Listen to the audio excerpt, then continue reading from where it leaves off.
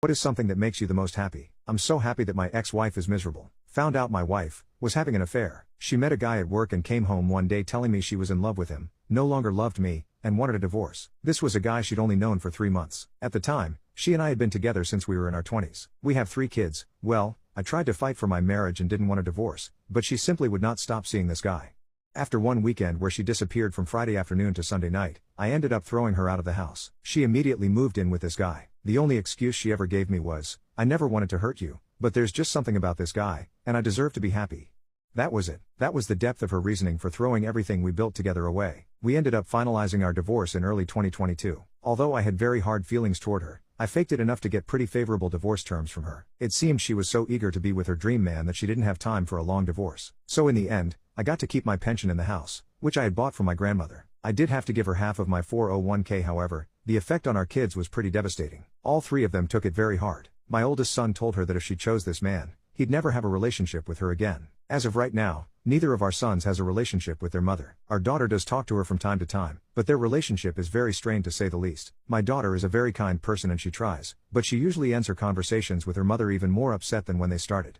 About 4 months after the divorce, my ex contacted me out of the blue. She told me she had made a terrible mistake and asked if she could come home. Her dream man turned out to be an alcoholic who she says is verbally abusive and wasted all of her money. I used this opportunity to tell her exactly what I thought of her as a person, a wife and a mother. I told her this was her life now and to deal with it. I told her she no longer had a home at this house and to never contact me again. Then a few things happened over the last year that have driven her to start trying to contact me again. First off, I met someone. My sister introduced me to a friend of hers who is also divorced, and she and I hit it off. We've been seeing each other since last summer, and while we've agreed that neither of us wants to get married again, we are together.